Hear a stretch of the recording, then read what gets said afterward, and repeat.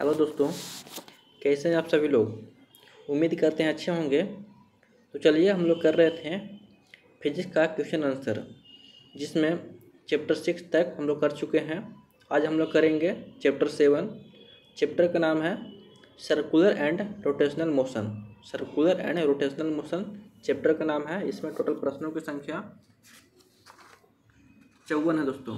Total प्रश्न 54 है। तो चलिए करते हैं आज का क्वेश्चन आंसर। दोस्तों, अगर ये चैप्टर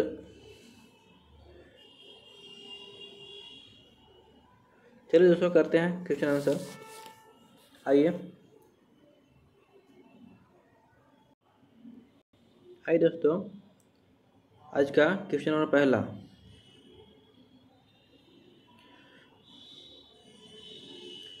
क्वेश्चन नंबर पहला बोल रहा दोस्तों,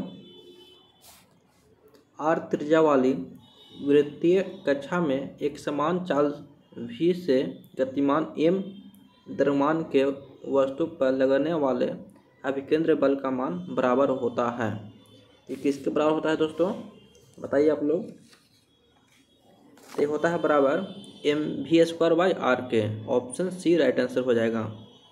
और हाँ दोस्तों, आप लोग के लिए बता रहे हैं कि ये जितना भी हम वीडियो डाल रहे हैं, चाहे केमिस्ट्री में डाले हैं या फिजिक्स में डाले हैं और बायोलॉजी के भी आगे डालेंगे, आप लोग पूरा वीडियो देखिएगा और याद करिएगा। अगर पूरा वीडियो देख के याद कर लेंगे तो जितना भी आगे आने वाला एग्ज़ाम है सभी में कारगर साबित होगा आप लोगों के लिए। क्योंकि ये नोट्स जो है ना, बहुत छाँटा हुआ दम प्रश्न इसमें है। सब जो है क्वेश्चन छाँटा हुआ है दम, स्पेशल नोट है दोस्तों। और आप लोग जानवे करते हैं ये बिट्टू झा का ही नोट्स है, पटना का बिट्टू झा। तो आप लोग याद करिएगा, भूलिएगा नहीं। तो चलिए दोस्तों आगे बढ़ते हैं क्वेश्चन नंबर 2 की ओर।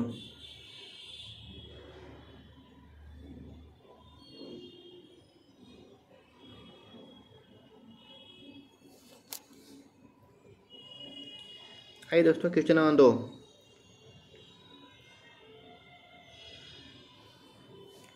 जब कोई कण किसी वृत्त के चारों ओर घूमता है तो वह बल जो इसके एक समान गति से गतिमान रखता है क्या कहलाता है। तो कहलाता है अभिकेंद्र बल। तो कहलाता है अभिकेंद्र बल कहलाता है। ऑप्शन ए राइट आंसर हो जाएगा। Question number 3। नियम चाल से एक वृत्त में चलती वस्तु। नियम चाल मतलब क्या है, उसका मतलब हो गया कि नियमित चाल से एक वृत्त में चलती हुई वस्तु का जो है, इसका राइट आंसर हो जाएगा ऑप्शन सी। नियमित चाल से एक वृत्त में चलती हुई वस्तु का अंदर की ओर त्रिज्य त्वरण होता है। त्रिज्य त्वरण होता है। ऑप्शन सी राइट आंसर हो जाएगा। Question number 4। क्वेश्चन नंबर 4 बोल रहा है दोस्तों, किसी कण का समरूप वृत्तीय गति में होता है। किसी कण का समरूप वृत्तीय गति में होता है तो होता है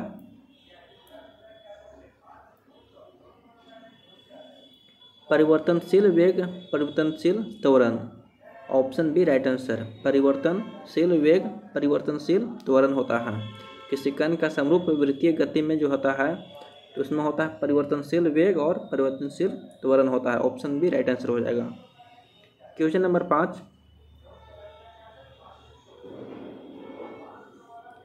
जब दूध को मथा जाता है तो मक्खन इससे अलग होता है, जिस कारण है, किसके कारण जो है मक्खन अलग निकलता है, तो निकलता है अभिकेंद्र बल से। Option C right answer. Question number 6।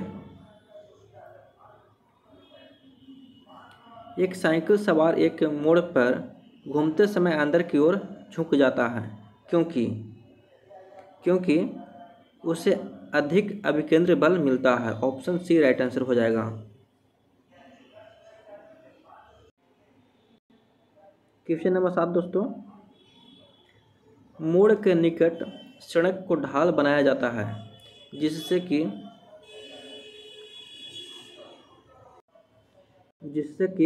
वृत्तीय गति के लिए आवश्यक अभिकेंद्र बल उत्पन्न हो। ऑप्शन सी राइट आंसर इसका हो जाएगा, वृत्तीय गति के लिए आवश्यक अभिकेंद्र बल उत्पन्न हो। क्वेश्चन नंबर 8 दोस्तों,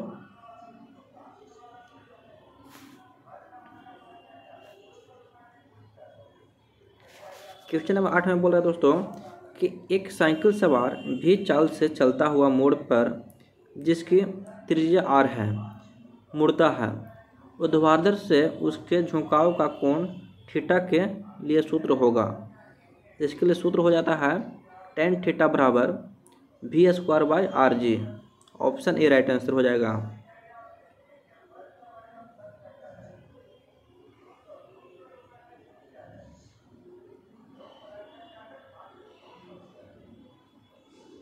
क्वेश्चन नंबर 9, क्वेश्चन नंबर 9 बोल रहे दोस्तों, एक समान कोणीय वेग से एक वृत्ताकार पथ पर गति करती हुई वस्तु का त्वरण स्थिर रहता है। त्वरण स्थिर रहता है सिर्फ परिमाण में। ऑप्शन ए राइट आंसर, सिर्फ परिमाण में जो है त्वरण स्थिर रहता है, परिमाण। क्वेश्चन नंबर 10,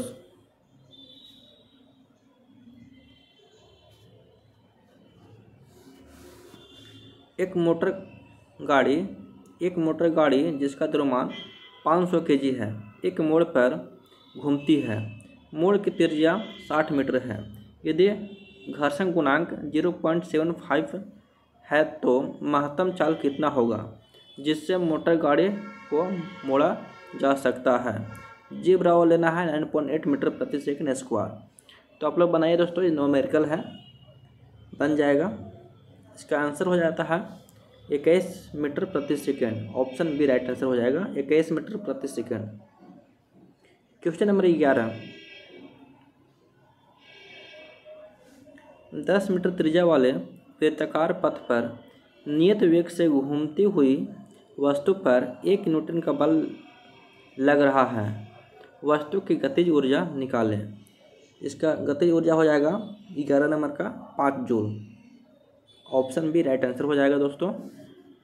क्वेश्चन नंबर 12,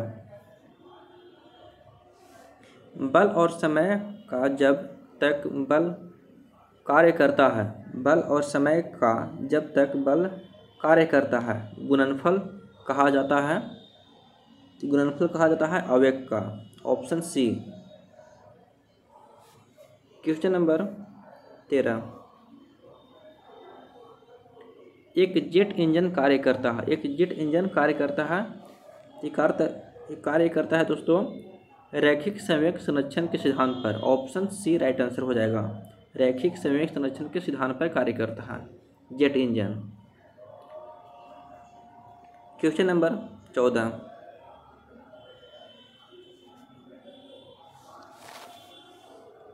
द्रव्यमान m तथा वेग v से चलता हुआ वस्तु दीवार से लंबवत टकराता है और टक्कर के बाद उसी वेग से लौटता है।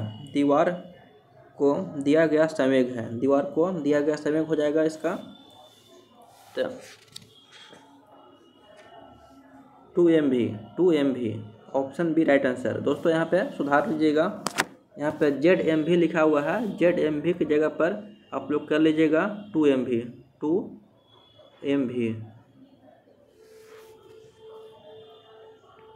क्वेश्चन नंबर 15,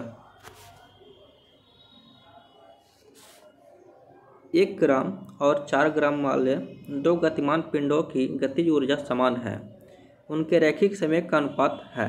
उनके रैखिक संवेग का अनुपात क्या होगा बताइए दोस्तों। तो इसका अनुपात हो जाएगा 1:2। ऑप्शन सी राइट आंसर, 1:2 हो जाएगा इसका राइट आंसर। क्वेश्चन नंबर 16, यदि 1 kg द्रव्यमान को एक पिंड की गतिज ऊर्जा 1 जूल हो तो इसकी चाल होगी। यदि 1 kg द्रव्यमान को एक पिंड की गतिज ऊर्जा 1 जूल हो तो इसका चाल होगी √2 मीटर प्रति second. Option D right answer हो जाएगा, √2 मीटर प्रति सेकेंड। क्वेश्चन नंबर 17,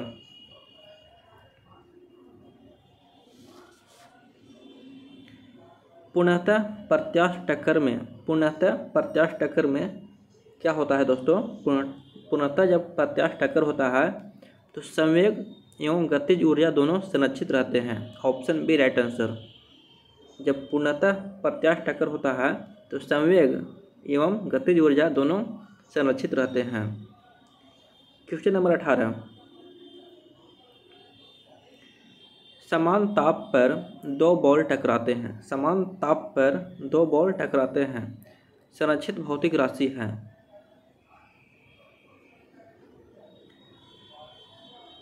इसका राइट आंसर हो जाएगा संवेग, जो से इसमें संरक्षित रहेगा संवेग। ऑप्शन डी राइट आंसर हो जाएगा।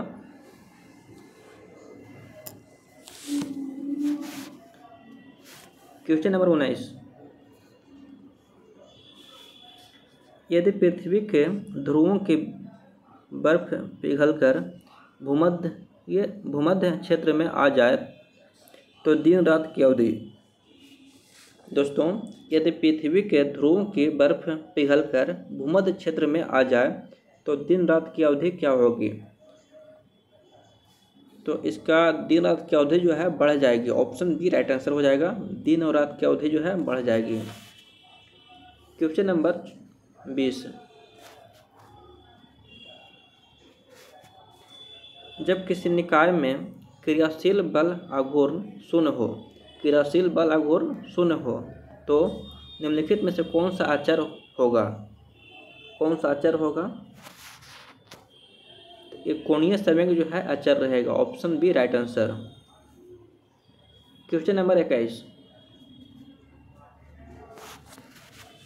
एक कण एक सरल रेखा पर समरूप वेग से गतिशील है।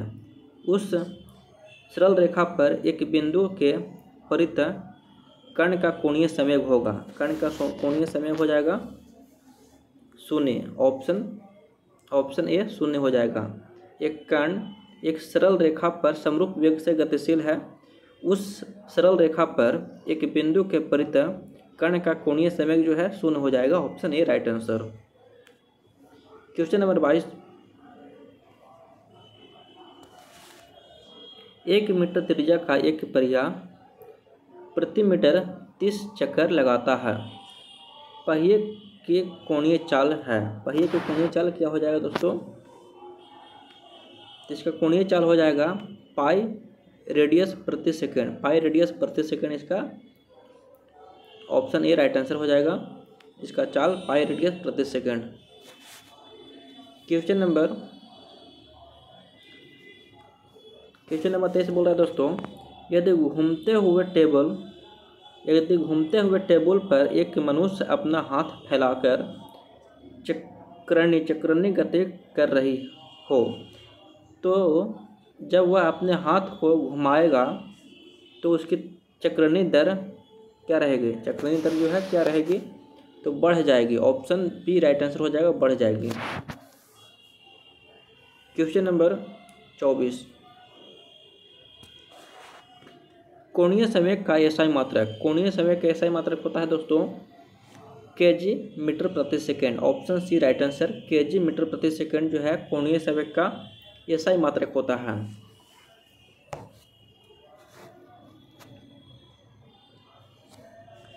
क्वेश्चन नंबर 25 दोस्तों, एम द्रव्यमान का एक पिंड किसी अक्ष के परित समरूप कोणीय वेग से परिभ्रमण कर रहा है।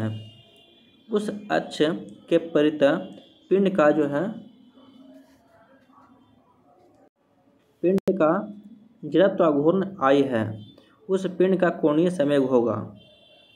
तो उस पिंड का कोणीय संवेग हो जाएगा I omega. Option C right answer. I omega उस पिंड का कोणीय संवेग होगा। क्वेश्चन नंबर 26, जड़त्व आघूर्ण का एसआई मात्रक है। जड़त्व आघूर्ण का एसआई मात्रक है KG metre square. KG metre square जो है जड़त्व आघूर्ण का एसआई मात्रक होता है। क्वेश्चन नंबर 27, यदि किसी घूमती हुई वस्तु का जड़त्व व घूर्ण उसके द्रव्यमान के पुनर्वितरण के कारण बढ़ जाता है तो उसका कोणीय वेग जो है घट जाता है। ऑप्शन ए राइट आंसर हो जाएगा, घट जाएगा उसका कोणीय वेग। क्वेश्चन नंबर 28, वस्तु की एक समान वृत्तीय गति में त्वरण, वस्तु की एक समान वृत्तीय गति में त्वरण जो है त्रिज्या के सीध में भीतर केंद्र की ओर लगता है। वस्तु की एक समान वृत्तीय गति में त्वरण जो है त्रिज्या के सीध में भीतर केंद्र की ओर लगता है। ऑप्शन बी राइट आंसर हो जाएगा 28 नंबर का। क्वेश्चन नंबर 29,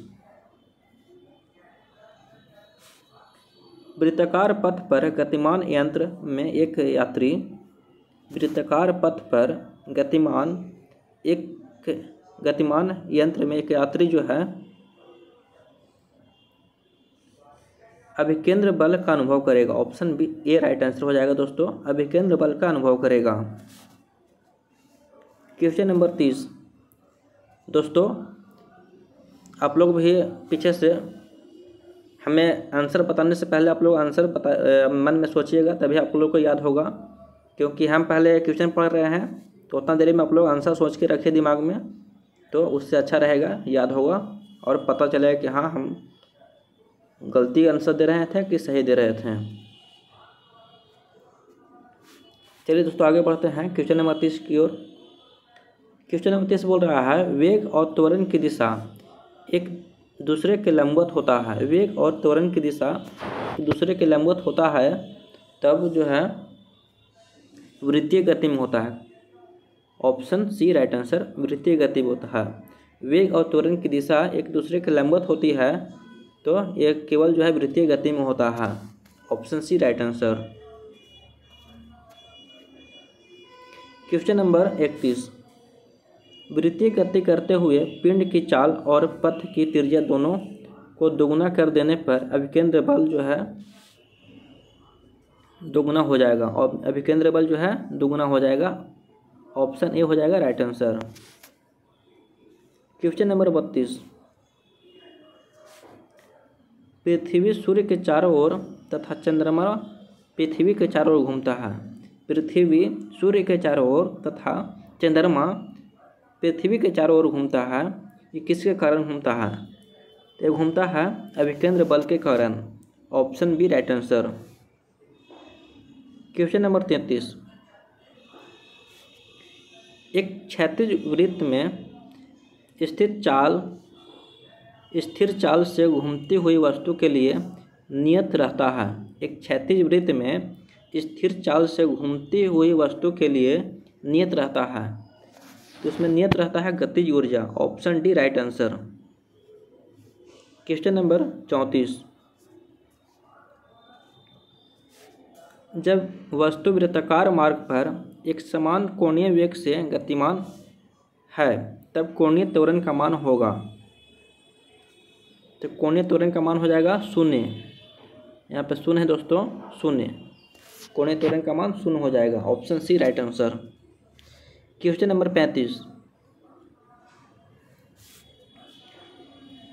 यदि भार ओमेगा तथा आयास P है तो उत्तोलक यांत्रिक लाभ होगा। यदि भार ओमेगा है तथा आयास P है तो उत्तोलक यांत्रिक लाभ होगा। तो इसका हो जाएगा omega by P. Right answer B, omega by P हो जाएगा इसका राइट आंसर। क्वेश्चन नंबर 36, एक सरल मशीन 120 kg के प्रयास से 720 kg भार उठा सकता है। एक सरल मशीन जो है 120 kg के प्रयास से 720 kg का भार उठा सकता है। मशीन का यांत्रिक लाभ होगा। तो मशीन का यांत्रिक लाभ हो जाएगा 6, क्योंकि इसका फार्मूला होता है omega by P. Omega by P होता है फार्मूला। तो यहाँ पे 720 बटे 120 करेंगे तो 6 आ जाएगा इसका राइट आंसर। चलिए दोस्तों आगे बढ़ते हैं।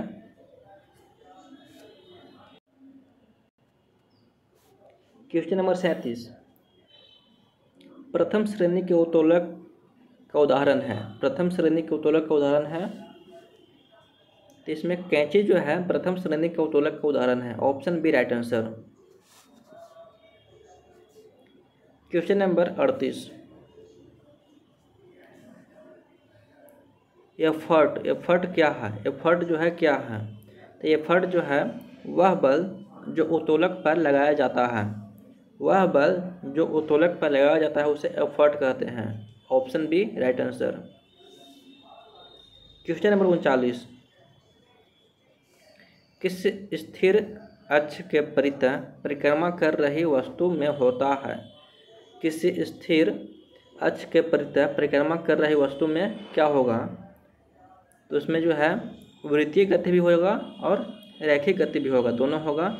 सॉरी दोस्तों, रैखिक गति नहीं, घूर्णन गति।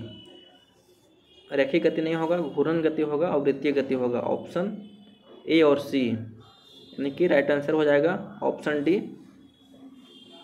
वृत्तीय गति और घूर्णन गति होगा जब जो है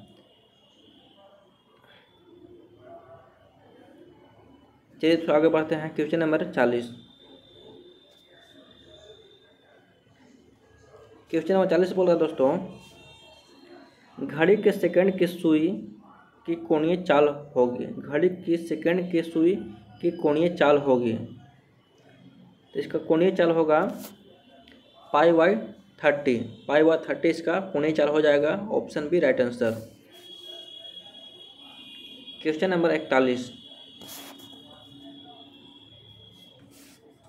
एम द्रव्यमान वाला कोई वस्तु r त्रिज्या के वृत्त पर रैखिक संवेग p के साथ गति कर रहा है, तो उस वस्तु पर लगा अभिकेंद्र बल होगा।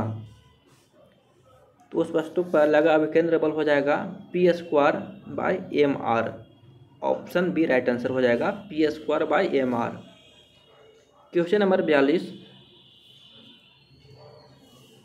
कोणीय संवेग इसके बराबर है। कोणीय संवेग जो है किसके बराबर होता है, तो कोणीय संवेग जो है जड़त्व आघूर्ण इंटू कोणीय वेग के बराबर होता है कोणीय संवेग। ऑप्शन ए राइट आंसर हो जाएगा।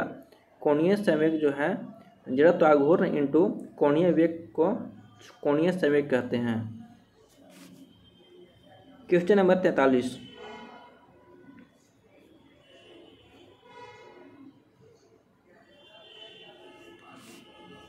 एक धावक लंबी छलांग लगाने से पहले कुछ दूरी तक दौड़ता है क्योंकि छलांग लगाते समय उसके शरीर की गति उसको ज़्यादा दूरी तक तय करने में मदद करती है। ऑप्शन सी राइट आंसर हो जाएगा। क्वेश्चन नंबर 44 किसी व्यक्ति को मुक्त रूप से घूर्णन कर रहे घूर्णी मंच पर अपनी चाल कम करने के लिए क्या करना चाहिए, तो उसको चाल कम करने के लिए अपने हाथ बाहर की ओर फैला देना चाहिए, चाल कम हो जाएगा। ऑप्शन सी राइट आंसर हो जाएगा इसका। Question number 45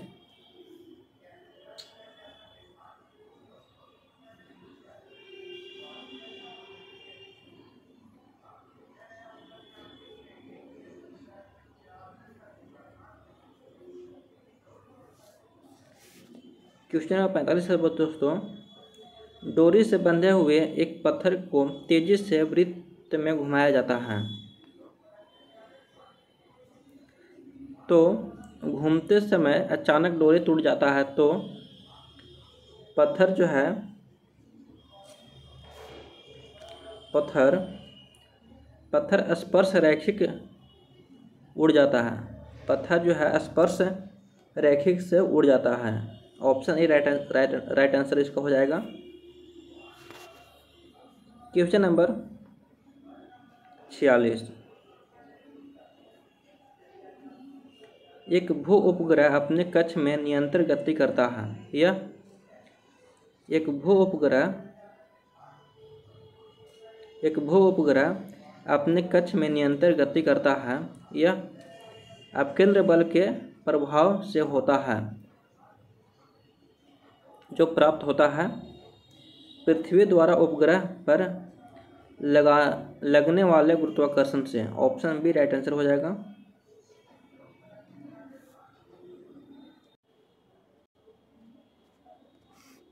question number 47।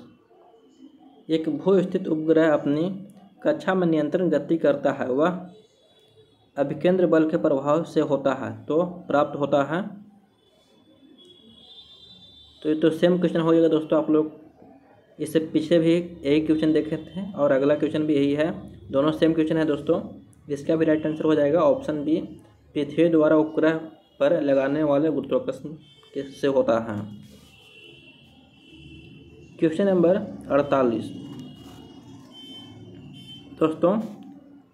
Question number 48 और 49 जो है ये कोई क्वेश्चन नहीं है, इसमें टाइपिंग मिस्टेक है। 48 और 49। चलिए क्वेश्चन नंबर 50 करते हैं।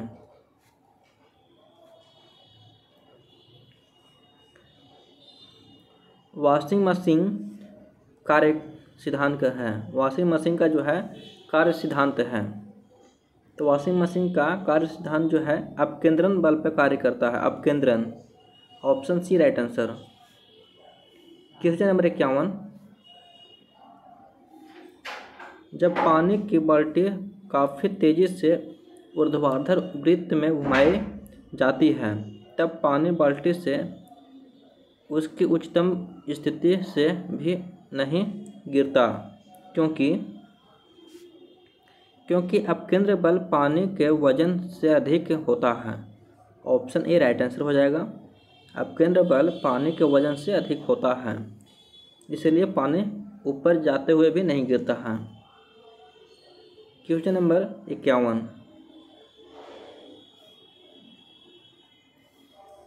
जब दूध को प्रबल ढंग से मथा जाता है तो उसमें से क्रीम किस कारण से अलग हो जाती है? तो हो जाती है अभिकेंद्र बल के कारण। ऑप्शन बी राइट आंसर, अभिकेंद्र बल के कारण। Question number 53। क्वेश्चन नंबर 53 है दोस्तों। साइकिल चलाने वाले मोड़ लेते समय क्यों झुकते हैं? दोस्तों एक क्वेश्चन पहले भी आ चुका है और दोबारा रिपीट हो गया क्वेश्चन ही दोस्तों। इसका राइट आंसर हो जाएगा ऑप्शन बी। वह झुकता है ताकि गुरुत्वीय केंद्र आधार के अंदर बना रहे एवं उसे गिरने से बचाया जाएगा। क्वेश्चन नंबर 54 और आज का आखिरी क्वेश्चन है दोस्तों। Question number 54। निम्न में से कौन सा नियम इस कथन को वैध ठहराता है कि द्रव न तो सृजन किया जा सकता है और न ही विनाश? दर्शाता है दोस्तों ये नियम द्रव्यमान संरक्षण का नियम। ऑप्शन सी राइट आंसर हो जाएगा। चलिए दोस्तों मिलते हैं अगले वीडियो में अगले चैप्टर के साथ। थैंक यू दोस्तों वीडियो देखने के लिए, बहुत बहुत धन्यवाद। और दोस्तों अपने दोस्तों को भी बताएं और शेयर करें और सब्सक्राइब करना ना भूलें। तो चलिए दोस्तों मिलते हैं अगले वीडियो में। थैंक यू दोस्तों।